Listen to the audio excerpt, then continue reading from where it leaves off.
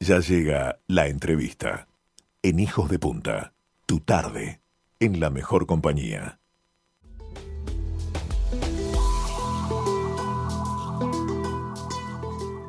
Amigas, amigos, el Museo de Arte Contemporáneo Americano será una nave cargada de vida y de sueños. Nos va a conducir a un mundo de mayor comprensión y amor. ¿Quién dijo eso? Pablo Achugarri. Bienvenido a Hijos de Punta. Bueno, ¿qué tal? Gracias por la invitación y bueno, saludo a toda la linda gente que los escucha. Sabés, Pablo, que el fin de semana visitamos la fundación y quedamos maravillados. Quedamos maravillados porque hacía varios meses que no veíamos el avance asombroso en la obra de lo que va a ser el próximo Museo de Arte Contemporáneo Americano. Ya empezó a acumularse mucho acervo para el museo. Estamos invitando a toda la audiencia a que se acerque a conocer el maravilloso emprendimiento que está sucediendo allí en la Ruta 104 de Manantiales desde hace tantos años. Pero es una alegría tenerte a ti. Lo primero que queremos preguntarte es, ¿cómo sostenés esa energía pujante para, con la trascendencia mundial que tiene tu arte y tu producción, siempre estar pensando en hacer crecer y en agregarle valor a tu Uruguay? Bueno, es que este es el sueño mío, digamos, el poder traer un legado, poder traer obras que para mí tienen un valor afectivo muy grande, como La Piedad, como acaba de llegar otra obra, que es una Via Crucis, una obra que había hecho en el 89 en Italia, y ahora la acabo de traer, y así ir formando todo digamos, un espacio, bueno, ya hace varios años que estamos con esto, hace unos 14 años, y bueno, que siga creciendo, es una obra en evolución, es como un niño que está creciendo. Entonces, Ya, todo esto, la alegría es tan grande y ver que hay mucha gente que lo puede disfrutar, que bueno, ese es el estímulo para seguir. también contarle a la gente que el hermoso parque de esculturas, que implica paisajismo, lagos artificiales, sigue creciendo, sigue aumentando la cantidad de esculturas. Ahora las visuales son cada vez más espectaculares porque la caminería cada vez toma más distancia respecto de las construcciones centrales, entonces se generan unas perspectivas y unos atardeceres de gloria. Y este año además incorporaron cafetería, Alejandro. Pablo. Sí, ahí está esta cafetería, que hay unos amigos que la gestionan, y bueno, es lindo el momento de encuentro, porque aparte, claro, ya en total son 40 hectáreas, entonces el paseo es largo y entonces a veces uno quiere detenerse un poco y bueno, la cafetería puede ser uno de los lugares, pero también a la sombra de los árboles o bueno, ayer por ejemplo había un atardecer maravilloso, un cielo fantástico acá en Maldonado que es realmente extraordinario. Sí, sin hablar de lo que va a ser la terraza después del museo, que es todavía un plano más elevado, es como ver el mismo panorama, pero desde otra perspectiva, desde un plano más alto. Pablo, ¿cómo es la relación creativa entre un escultor como tú y un arquitecto como Carlos Sot, desarrollando lo que es el proyecto del nuevo museo en el predio? ¿Lo viven como una escultura, como un edificio? ¿Cómo es ese intercambio creativo? Y es todo, la verdad que Carlos es un genio, una persona extraordinaria, con una sencillez y una profesionalidad que realmente nos llevamos muy bien, hemos desarrollado una amistad gracias a este proyecto y bueno, ya nos habíamos encontrado antes, la vida tuvo esa generosidad de hacérmelo encontrar. Y bueno, y él tampoco se fue a causa de la pandemia, que generalmente es una persona que vive arriba de los aviones y en un estudio en Canadá, o en Shanghái, o en París, o en todas partes del mundo. Y bueno, esa pandemia, con lo tanto que nos ha hecho sufrir a todos, pero por lo menos hubo ese costado, digamos, interesante, que fue que él siguiera paso a paso el crecimiento, las soluciones, continúa a proyectar soluciones de gran creatividad para el museo. Es maravilloso. Algunas de las estructuras en madera que vimos que se están desarrollando para soportar lo que va a ser la estructura del techo, en sí mismas son esculturas. Es un trabajo de una escala y con formas muy audaces. Les invitamos a que no dejen pasar este verano sin hacerle al menos una visita a la increíble Fundación Achugarri. Me gustaría que le cuentes a la gente, además de lo que pasa ahora en la temporada, de la novedad de la cafetería.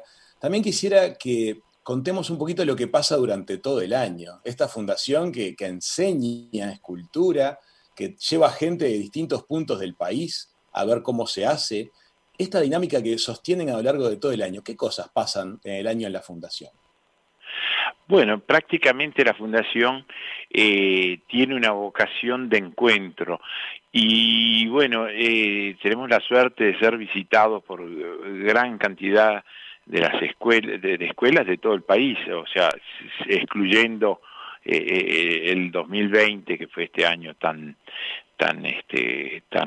atípico, digamos, a causa de la pandemia, sino en toda su historia ha sido visitada por centenares de escuelas y liceos de todo el país. Entonces, esto hace que vaya creciendo, digamos, en estas visitas, un conocimiento mayor hacia las artes, hacia lo que es el arte uruguayo específicamente, pero también el arte internacional. Y también la relación que hay entre la naturaleza, o sea, nosotros hemos cuidado, ahora, paréntesis, estamos plantando cientos y cientos de plantas en un nuevo lago que estamos haciendo, un nuevo tajamar, y bueno, esto generando rincones donde la vegetación es el plato principal, digamos, al cual después se acercan las esculturas.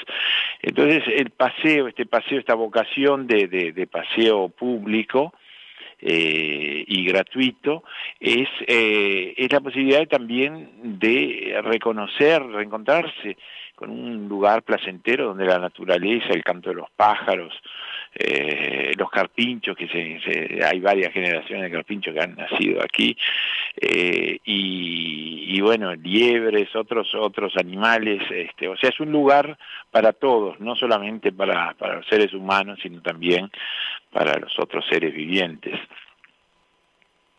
Una integración preciosa. Nosotros visitamos la fundación ahora el domingo pasado. Había mucha gente recorriendo el hermoso y enorme parque.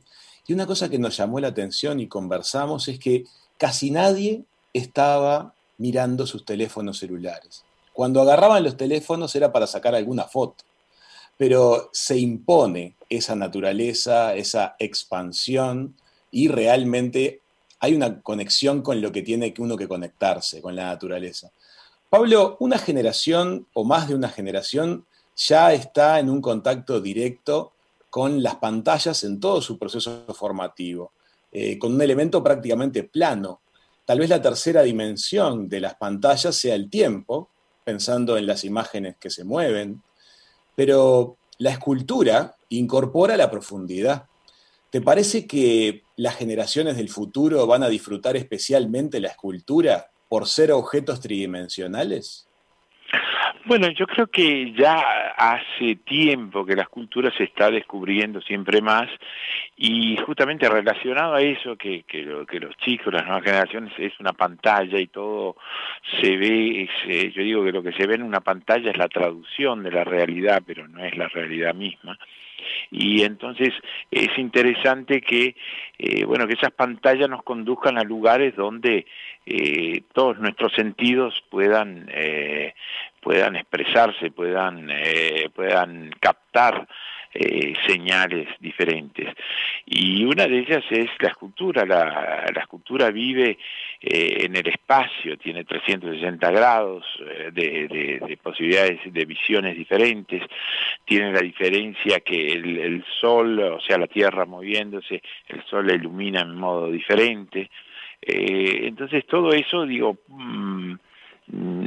puede ser un elemento para descubrir las nuevas generaciones.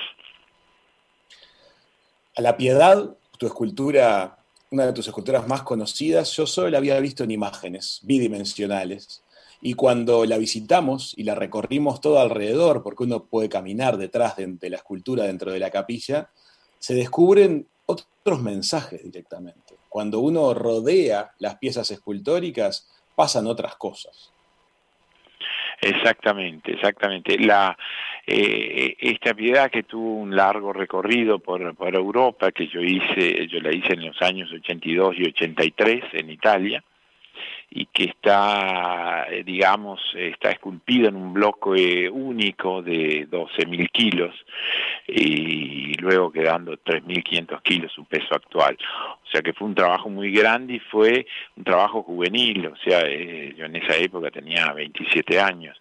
Entonces, digamos que efectivamente para mí representa mucho, y por eso la insistencia de poderla traer aquí a Uruguay para que quede definitivamente en Uruguay.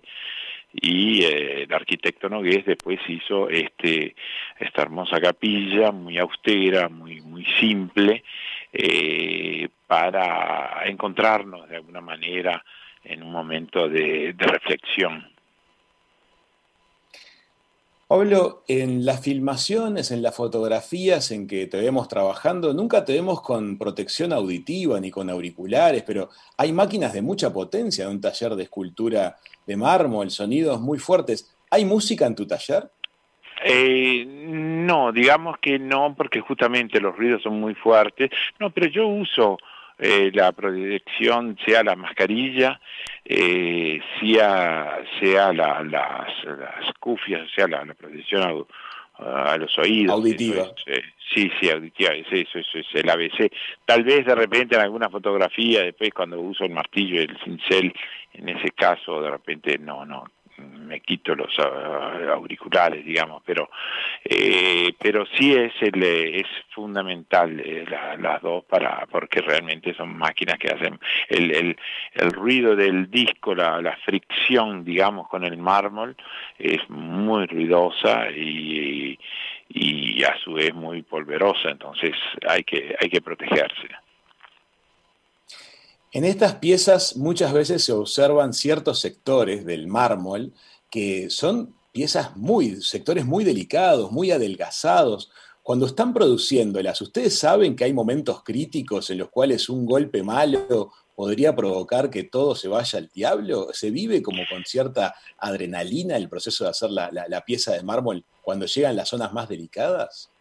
Sí, siempre es un proceso que exige mucha dedicación, mucha precisión, y en todos sus pasajes, digamos, desde la talla directa con discos, con martillo, con cincel, hasta la parte de terminación, o sea, todo el proceso, e incluso hasta la parte de colocación. Justamente hoy se colocó una obra en Suiza, en una colección privada, que fue una obra que estaba en Italia, y bueno, en el transporte hubo un pequeño ruptura de una de esas láminas así muy finas, que a veces puede suceder por el mismo peso de la escultura. Entonces, eso es un sufrimiento, ¿no? Entonces, cuando vuelva a ir a Europa, una de mis tareas va a ser darle otro equilibrio a esa pieza. Quiere decir que hasta que la obra no está instalada, desde todo su proceso constructivo hasta el proceso de colocación, de embalaje y demás, siempre hay que tener realmente todos los sentidos abiertos.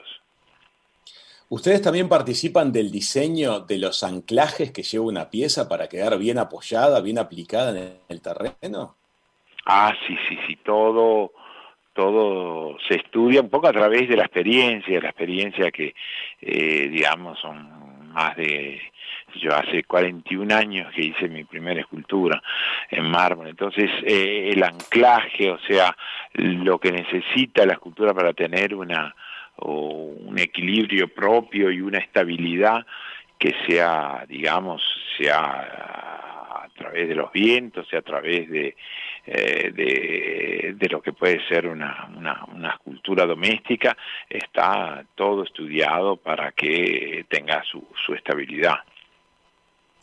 Y Pablo, un proceso escultórico de la escala que vos abordás con frecuencia puede tomar años entre que se inicia el acuerdo con un cliente y que le entregás la pieza. ¿Cómo regulan esa relación que de pronto tiene que ser a futuro? ¿Tú le prometés que en cierto tiempo le vas a entregar una pieza a un cliente que te la encarga? ¿Cómo es esa relación entre cliente y proveedor? Sí, digamos que siempre uno imagina que la va a terminar antes y resulta que siempre la terminó después. Entonces esos tiempos tienden a alargarse considerablemente, y sobre todo porque muchas piezas yo las empiezo en Uruguay, después me las llevo al taller de Italia, y digamos, son procesos largos, digamos, y que muchas veces también está la interferencia de las exposiciones. Por ejemplo, en estos momentos yo estoy haciendo una exposición en Suiza y otra en Monte Carlo, entonces hay que tener piezas disponibles para esas exposiciones que tienen una fecha concreta, y entonces los encargues a veces se enlentecen un poquito. Qué lindo lo que estás contando. Es un gesto de gran confianza entre cliente y proveedor, decir, bueno, algún día sé que vas a entregarme una maravilla, porque es a fin de cuentas lo que el cliente hace, ¿verdad? Claro, sí.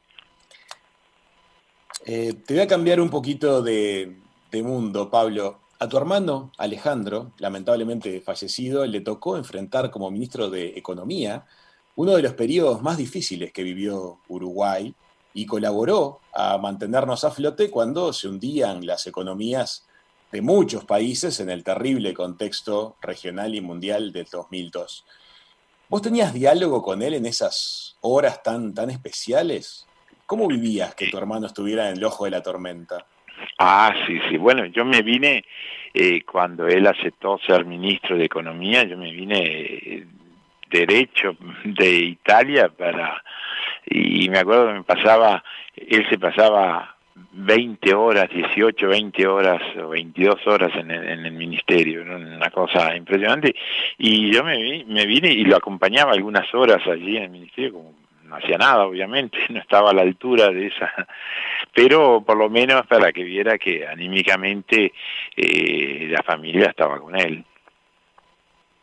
O sea que yo logré vivir un poco periféricamente esas tensiones que se daban minuto a minuto. Qué periodo, y qué vivencia para ti también. Pablo, Sí, y nos también, encantó, sí. aprovechando eso, digo, después también viví el reconocimiento que realmente de todos los partidos, la gente, cuando lo reconocía por la calle, le tocaba bocina, lo saludaba, o sea, el afecto que recogió fue muy importante. Y bueno, es que fueron horas muy especiales. Yo creo que toda la clase política y sobre todo la gente de Uruguay percibió que la dedicación era la que estás contando vos y que se puso todo para intentar atajar aquel penal inatajable. Pablo, la verdad es que te agradecemos muchísimo que hayas dedicado este ratito a compartir la tarde con nosotros en Hijos de Punta. Bueno, gracias a ustedes, como les dije al principio, gracias porque siempre están cerca de las cosas que suceden y es lindo comunicar estas cosas, por ejemplo, esta invitación que tú hacías a venir a la fundación, y yo la vuelvo a hacer, la hago mía, invitando con todos los protocolos sanitarios, pero el espacio es muy grande, como decíamos, y al aire libre. Entonces, ver también de lejos la construcción del museo, porque es un momento único. O sea, nosotros pensamos inaugurarlo el año que viene, el 8 de enero del año que viene, y estos momentos, esas etapas que se ven paso a paso, que uno estando aquí las puede ver, es muy interesante, es único, ¿no? Es un momento único, que es el momento de la construcción. Entonces, después se va a haber terminado, pero en estos momentos donde se aprecia la construcción palmo a palmo, es muy, muy interesante. Así que muchas gracias. Absolutamente. Muchas gracias, Pablo Achugarri, por este rato con nosotros. Señoras, señores, el gran escultor Pablo Achugarri ha pasado por la mesa de verano, aquí en Hijos de Punta.